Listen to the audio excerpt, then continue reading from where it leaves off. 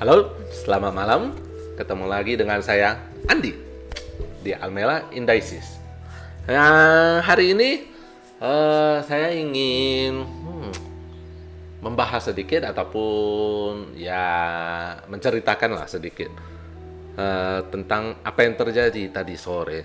Jadi tadi sore sekitar jam 4, 4 ya 4 lah. Enggak, bukan jam 4. Jam jam 3, jam 3 sore itu saya ada ke salah satu toko emas di Medan. Saya kan tinggalnya di Medan. Nah, di toko emas itu kebetulan saya semalam kan market gold itu anjlok drastis. Nah, kan saya sudah bilang kalau Anda lihat di screen Anda, saya hari itu ada, bukan hari itu sih, semalam sih. Semalam saya ada bilang ini kemungkinan bisa jadi ya, bisa jadi adalah titik pembalikan dari gold untuk masuk ke bearish trend. Nah, soalnya kalau berdasarkan perhitungan Elliott Wave, kemungkinan hari inilah, di hari ini kemungkinan itu akan terjadi. Nah, ini kalau teman-teman lihat, saya ini memakai candle Heikin-Ashi. Ini bisa dibilang candle favorit saya. Saya sering memakai candle ini untuk menentukan kira-kira arah market mau kemana. Ya, noise-nya tetap pasti ada, bukan nggak ada. Kalau teman-teman lihat di sini, ya seperti inilah. Mana ya, kita lihat market dari yang bawah ini. Semua market yang mau beranjak turun itu pasti ada tanda-tandanya. Kalau di Heikin-Ashi dia seperti candle merah begini. Memang ini noise-nya bisa dibilang banyak, betul, iya. Biasanya ini harus disesuaikan dengan hitungan Elliott Wave-nya sendiri. Nah, karena saya menganggap di sini, kalau teman-teman ada ikuti saya dari sebelum-sebelumnya, dari video saya sebelumnya, saya menganggap di sini adalah complex correction. Ini A, B, C, D, E. Ini 1, 2, ini 3, 4, baru ini masuk ke 5-nya. Nah, saya kan menganggap seperti begitu. Terus sebab itu saya udah dari hari itu saya menunggu candle merah yang seperti beginian. Pokoknya candle merah lah. Ya di sini memang ada noise-nya, cuma di sini kan karena dia wave 4. Ini sudah ABCDE wave 4. Ini 1, 2, 3. Di sini walaupun merah, saya anggap ini pada saat itu ini kemungkinan adalah wave 4. Wave 4 turun, baru mau naik lagi ke wave 5. Oke, karena ini wave 5-nya ini cukup lumayan panjang, saya menganggap yang satu merah ini adalah tanda konfirmasi market mau turun. Apakah bisa salah? Bisa. Kalau kita masuk ke contohnya ke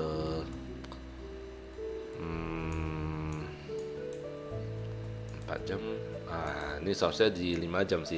Kalau di 4 jam kita bisa lihat 3 of 3-nya, 3 of 3-nya itu di sekitar sini. 3 of 3, 4 of 3. Ini 3 of 3, 4 of 3, 3, 4, baru 5. 1, 2, 3, 4, 5. Nah, jadi ini kalau prediksi saya benar, ini kemungkinan adalah start dari bearish trend. Bearish trend yang lumayan panjang, lumayan lama. Ya, kalau saya anggap mungkin ini bisa lebih dari mungkin bisa lebih dari ya 2-3 bulan lah. Mungkin bisa lebih lama lagi sih. Kalau ini betul-betul ini masuk ke bearish trend ini, dia udah mau memasuki awal dari wave major yang baru. Nah, kalau kita buka di 1 week, kalau teman-teman ingat, ini adalah 1, 2, 3, 4. Saya menganggap ini adalah wave 5 ini semuanya. Nah, kalau memang betul itu adalah start dari new cycle lagi. untuk turun lumayan lumayan panjang, mungkin lama, mungkin bisa ya. Ini kalau misalnya ini udah beres, ternyata memang betul ini adalah satu wave yang baru, berarti ini adalah wave satu jadinya. Ini semuanya dari awal ini sampai ke sini ini adalah wave satu semuanya. Ini adalah wave satu yang baru akan dimulai lagi dengan wave 2 yang lumayan lama lah, mungkin bisa 50%, karena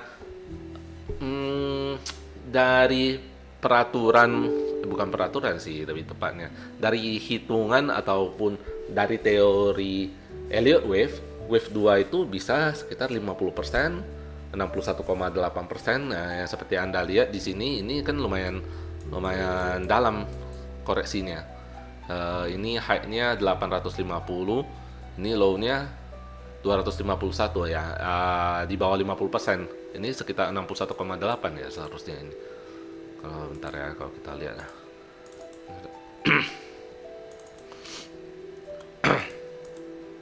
Ya di sekitar inilah, di sekitar 61,8. Nah, wave 2 itu tergolong lumayan lama, lumayan dalam, dan lumayan menyiksa. Karena dia itu tidak seperti wave 4 yang cuma ya 23,6, 38,2. Dia tidak seperti begitu. Nah, dia bisa 50%, bisa 61,8%. Jadi kalau misalnya betul-betul ini adalah start dari wave 2, this is the time to short the market. This is the time to short the gold.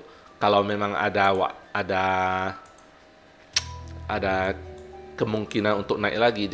Jadi yang skenario yang saya pikirkan itu begini. Di 2 jam lah. Ini kan baru terlihat di 2 jam ya. 2 jam atau sekitar 1 jam. Saya menganggap ini adalah wave 1, wave 2, wave 3 off 3. Di 1 jam saja lah kayaknya. Ya. Wave 1, wave 2, wave 3 off 3, wave 4 off 3, wave 3 di sini mungkin di sekitar kita lihat ya. Ya, turun lagi wave 3, baru konsolidasi wave 4, naik agak sedikit, mungkin sekitar sini lah, barusan wave 5. Nah, jadi nanti ini kan jadinya wave 1 untuk turun. Wave kita untuk sementara kita anggap ini adalah impuls terlebih dahulu lah. Ini impuls wave 1, nanti ada ABC wave 2. Di sini that is the time to short the market. Di sini mungkin kita bisa short the market dengan SL di atas di atas berapa ya ini ya? Di atas 4379. Berarti mungkin sekitar kita bisa buat ya 4390 atau 4400 kalau misalnya dananya lumayan untuk nahan stop loss-nya. Itu bisa jadi opportunity yang bagus untuk short.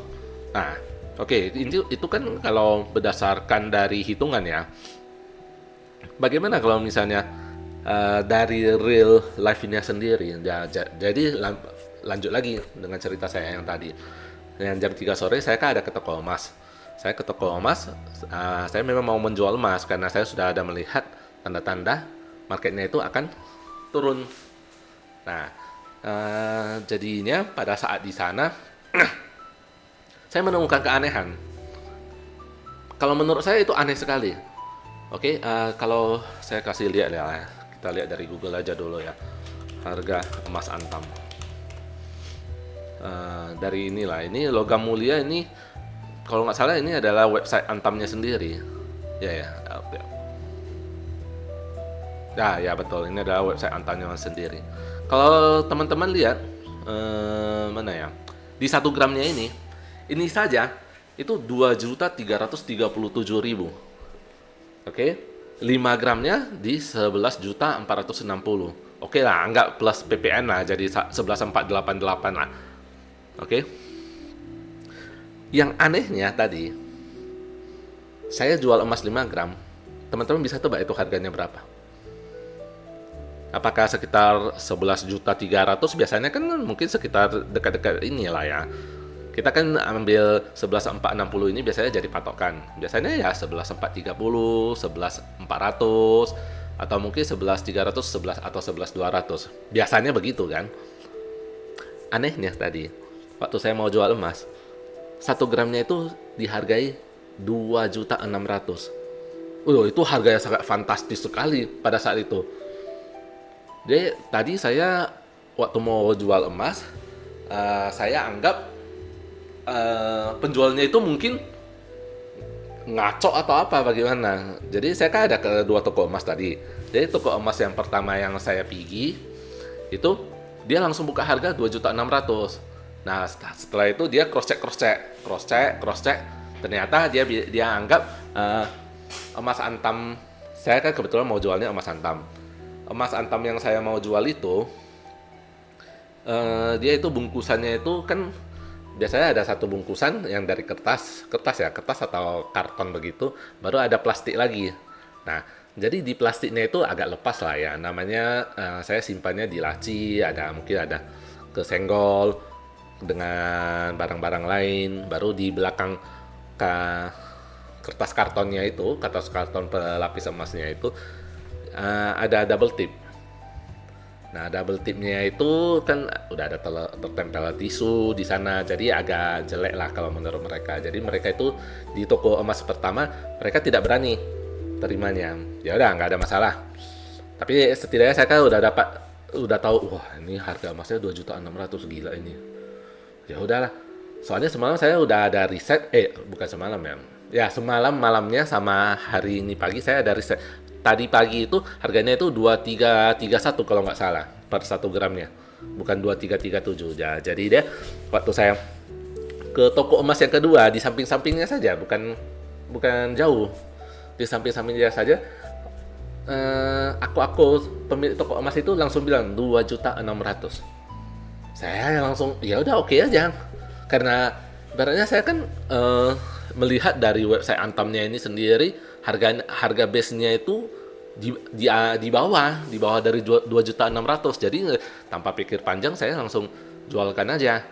Nah, ada keanehan kedua yang saya lihat tadi. Hampir semua ya. Tadi kan ada pengunjung mungkin sekitar berapa ya? 5 ya. 5 atau 6 pengunjung. Ada yang bawa pasangannya, ada yang sendiri, ada yang bawa anaknya juga. Nah, dari semua pengunjung itu tidak ada satupun yang jual emas.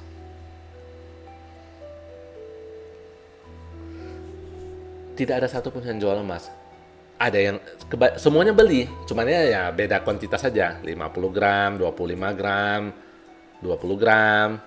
Ada yang beli 5 gram, ada yang beli 100 gram juga tadi. Nah, aku langsung, are you sure beli emas di harga setinggi ini? Masanya langsung beli 25 gram, 100 gram. 100 gram berarti tadi aku pemilik toko emasnya itu menjual emas antam yang 100 gram dengan harga per gramnya itu 2.800.000, dan semua orang di sana itu mau, karena yang mereka mau beli itu emas antam, bukan emas perhiasan. Nah, biasanya bagaimana? Biasanya kalau kita ke toko emas, yang beli itu kan biasa mama. Kalau bukan mama, ya oke lah, anak-anak muda yang mau nikah lah. Tapi mereka belinya kebanyakan apa? Perhiasan. Cincin, kalung, atau gelang. Ataupun ya emas-emas 20 berapa ya? 20 karat ya, 20 karat atau 18 karat. Biasanya begitu yang kita tahu. Sedangkan yang saya tadi temukan itu semuanya beli emas batangan. Dan itu adalah sebuah keanehan yang saya anggap, oh ya, berarti ada kemungkinan saya betul. Karena emas itu kalau di realnya itu sendiri, itu dia kalau saya bilang ya, tapi mungkin bisa salah, mungkin bisa benar. Emas itu kalau menurut saya adalah komoditas fear and greed. Kadang ada orang dengar, wah ada perang, ah saya beli emas aja lah. Oke, saya beli emas, mana tahu bisa naik. Soalnya kan emas itu adalah kalau kata teman-teman sekalian atau yang lainnya, emas itu adalah pelindung aset. Ada benarnya, ada nggak benarnya. Benarnya itu ya kalau pada saat naik, ya betul kan? Kalau pada saat naik itu bukan pelindung aset namanya, itu penumbuh aset namanya, bukan pelindung aset lagi. Jadi mungkin lebih tepatnya kalau naik dinamakan penumbuh aset, kalau marketnya konsolidasi santai-santai saja itu namanya pelindung aset. Kalau marketnya turun itu namanya bencana gitu. Nah, dari sana saya beranggap kemungkinan keputusan saya untuk menjual emas itu benar. Jadi saya jual semua emas yang saya ada. Nah, pada saat itu cuma ada 5 gram, saya jual, nanti mungkin antara besok lah. Besok saya mungkin jual lagi yang lainnya.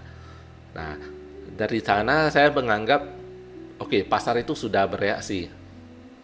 Pasar itu sudah bereaksi, market itu sudah bereaksi eh, dengan kalau saya bilang permainan lah, permainan ini. Nah, kalau yang bisa saya saranin kepada teman-teman sekalian, di saat yang beginian, kalau mungkin teman-teman takut lah, takut antara takut perang dagang Amerika Cina, ataupun takut perang beneran yang Ukraina dengan Rusia, ya sebaiknya kalau bisa sih saya bilang teman-teman pegang cash aja lah, cash keras di obligasi pemerintah bisa, ataupun bisa di deposito, ataupun memang betul-betul pegang cash saja di rekening bank. Kenapa begitu? Karena di saat yang begini, yang kalau memang market emas memang turun dan teman-teman ada berniat membeli emas, ya apa salahnya nunggu beberapa bulan? Kan tidak ada masalah sebenarnya. Toh harga emas pun memang sudah tingginya, bukan rendahnya. Kalau kita beli di saat sekarang itu ibaratnya mungkin kita FOMO lah. Udah fear, bukan greed lagi di sana. Bukan loh, bukan. FOMO, fear of missing out. FOMO, greed namanya, bukan fear. Oke? Nah, berarti kita itu sudah greed namanya, bukan fear lagi, bukan takut lagi kita. Kita itu udah serakah banget, takut ketinggalan kereta, takut ketinggalan kereta api. Kereta api sudah tut, sudah mau jalan, sudah mau meninggalkan stasiun.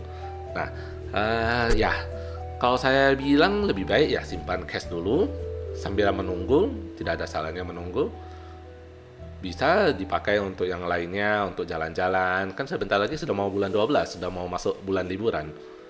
Nah, jadinya ya bisa lah, dan bisa juga dipakai untuk hal-hal yang lain. Obligasi lagi enak-enaknya loh sebenarnya.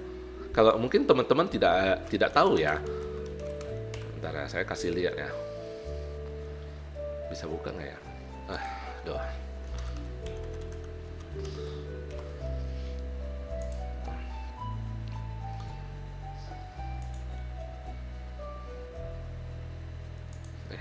Di sini aja lah ya kayaknya. Reksadana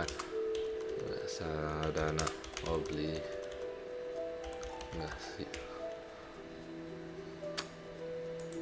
Mana ya?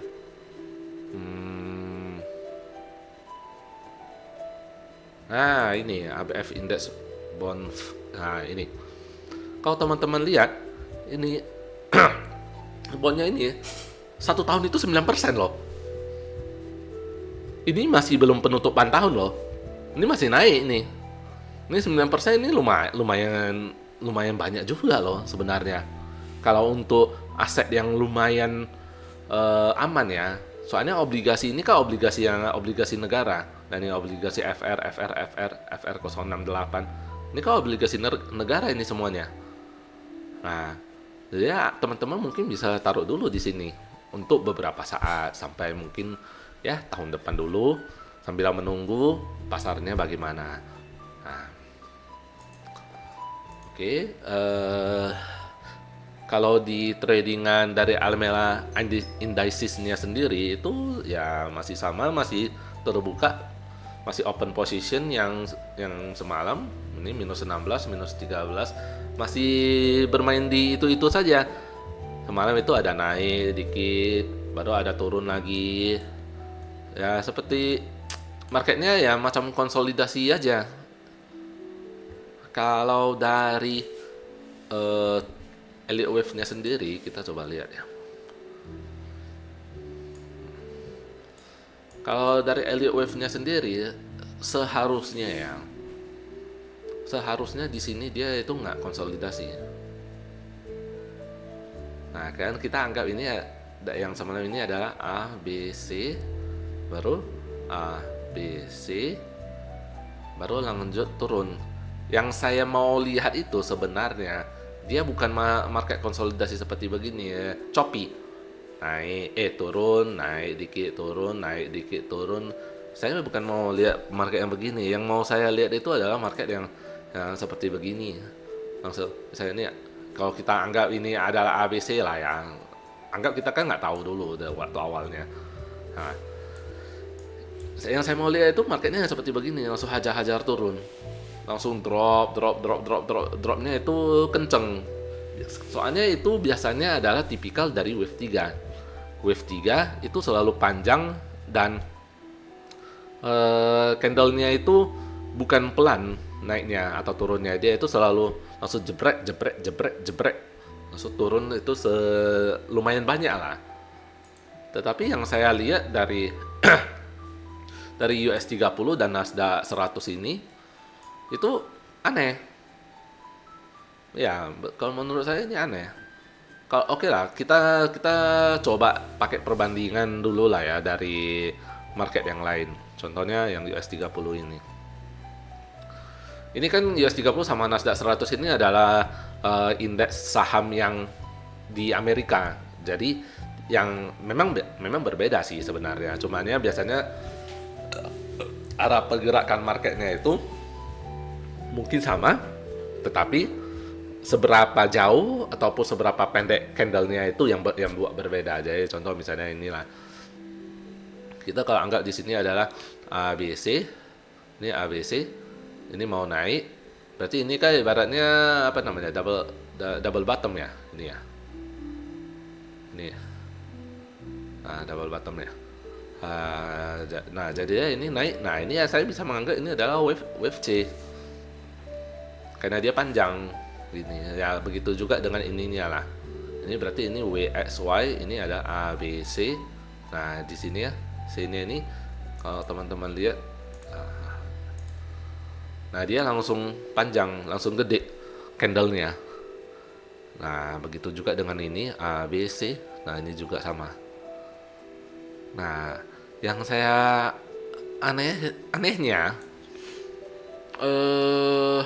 oke lah, di sini pun marketnya konsolidasi. Ini macam tanda-tanda bukan mau turun sebenarnya di sini. Karena kalau misalnya ini memang mau turun, anggaplah dia wave C lah. Wave C itu yang saya mau lihat itu ya seperti yang beginian, atau seperti ini. Langsung merah panjang turun. Ataupun dia seperti buat wave 1 2. 1 di sinilah wave 1, 2, baru wave 3 langsung panjang turun. Karena wave C itu bisa terjadi impuls di sana. Jadi bisa saja ini ada 1 2 3 off 3, 4 off 3, 3 4 5 anjlok ke sini. Nah, tetapi yang saya lihat marketnya itu nampaknya agak aneh. Oke, kalau kita bahas dari teknik Elliott Wave sendiri dulu lah ya. Saya kasih lihat saja ya. Di Elliott Wave itu ada yang namanya irregular flat. Irregular flat itu berarti dia contohnya seperti begini. Kalau misalnya kita anggap ini adalah A, B, baru lanjut turun ke sini C, berarti ini lagi irregular flat. Nah, Jadi ini adalah wave A, A, B, C, A, B, C, A of B, A, B, C, B of B. Baru di sini mungkin lah, di sini lah, A, B, C, with C of B. Nah, kalau misalnya yang saya tahu ya, irregular flat itu di market itu tidak begitu sering terjadinya. Ya bisa terjadi ya, cuman ya tidak begitu sering. Soalnya biasanya orang-orang itu kan palingan di sini mereka sell, mereka stop lossnya ya di atas ini, betul kan? Nah, jadi kalau misalnya di atas ini berarti mereka udah jemput SL semuanya, ngerti? Nah, jadinya ini kalau anggaplah mau turun pun saya nggak, agak ragu lah ini dia marketnya mau lanjut turun. Oke, kalau misalnya kita pakai Elliott Wave dengan perhitungan anggaplah ini adalah irregular flat.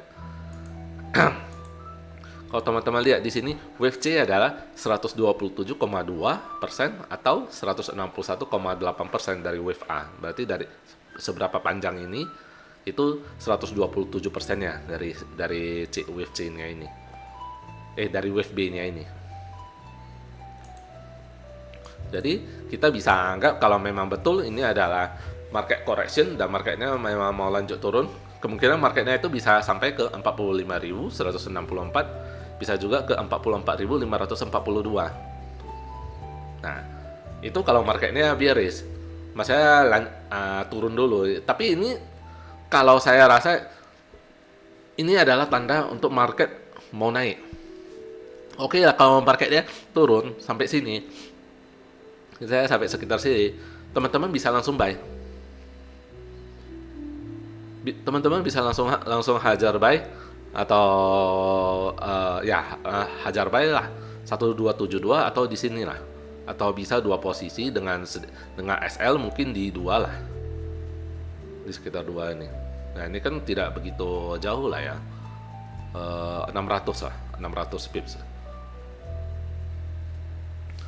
Nah ini kalau misalnya memang turun ya, yang kita cari di market Nasdaq sama Dow Jones ini kan memang entry-nya entry buy, bukan entry sell. Jadi gimana pun kalau misalnya saya manual trade, saya juga nggak berani sell di sini dengan perhitungan yang seperti begini, dengan candle yang seperti begini, saya sendiri tidak berani sell. Nah, jadi kalau kita lihat di Germany 30, kita lihat di 1D dulu ya. Nah, di 1D, di 1D, di sini dia pun nampaknya seperti market konsolidasi. Ini bukan tanda-tanda market mau jatuh ini. Apakah ini masih mau ada lanjut naik, wave 3-nya masih di lebih atas lagi, mungkin bisa.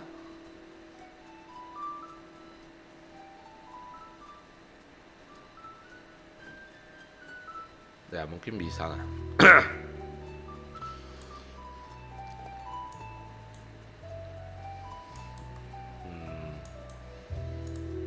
Bentar ya, kita coba hitungan dulu ya.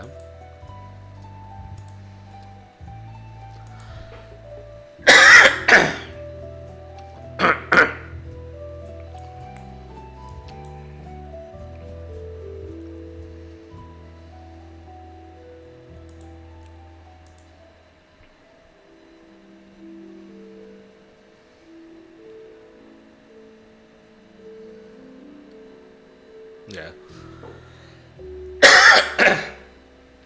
Ini lebih nampak seperti wave 1-2 sebenarnya. Kalau di sini ya, kalau udah sampai sini. Atau sampai di sini. Jadi ini adalah A, B, C. C-nya itu lebih pendek. Jadi ini bisa jadi wave 1-2. Nah, makanya sistem dari Alameda Indices-nya sendiri mencoba untuk test buy. Nah, buy di sini. Nah, untuk melihat apakah marketnya memang betul-betul kasih kesempatan kepada kita untuk TP ataupun harus kena SL.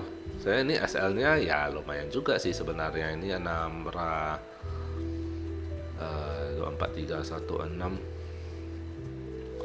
ya 600 pips juga sebenarnya, jadi lumayan lah. Tapi ya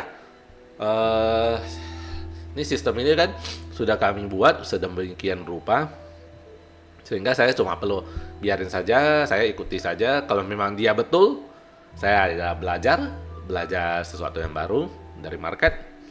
Kalau dia salah dan saya pun benar, jadinya ya mungkin saya anggap seperti oh ya ya berarti ada sesuatu yang baru juga yang saya pelajari. Ya mungkin dari sana saya anggap hitungan saya itu mungkin memang masih tepat. Ya walaupun namanya sistem sendiri, dia kan cuma anggap ada tanda naik dia masuk. Kalau salah ya udah SL, ya udah biarin nunggu lagi. Kalau misalnya marketnya betul-betul naik, ya udah dia tetap hajar buy tambah terus naik. Udah TP turun dikit masuk lagi dia. Jadi kalau dari marketnya sendiri, kalau teman-teman lihat, saya harus jelasin dikit dulu. Kenapa di Germany 40 ini dia sudah entry buy. Nah, itu kalau teman-teman lihat, dia entry-nya di tanggal 21 semalam bulan 10. Tanggal mana ini? Nah, tanggal 21 bulan 10 ya. Nah, di sini dia masuknya. Nah, kenapa dia masuk buy di sini? Nah, kita lihat dari H4. Karena dia menganggap ini adalah 1 2 2. Nah, sistem dari Almela Indicesnya sendiri dia menganggap ini adalah wave 1, wave 2, wave 1 off 3, wave 2 off 3. Baru dia mencoba peruntungan lah ibaratnya ya untuk naik loh. Nah, makanya kalau kita lihat dari SL-nya sendiri itu di 23759, berarti sekitar sini lah. Nah, ini udah lumayan jauh turunnya.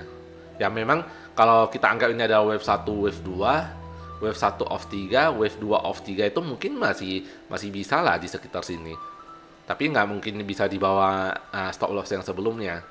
Nah, kalau dari sistem sendiri dia udah entry ya udah. Palingan kalau memang dia ada turun mungkin ada sedikit drawdown dulu. Kalau memang dia udah turun untuk naik ya sudah, kita bisa dapat profit di sana. Nah, dari Nasdaq-nya sendiri dia anggapnya juga sama. Dia kan masuknya di entry-nya di tanggal 21 juga. Ya sama, jam yang sama, 21 bulan 10. 21 bulan 10 jam berapa ya ini ya? Ini 16 sampai 7 8 9 jam 9 malam. Oh, ini 4H ya.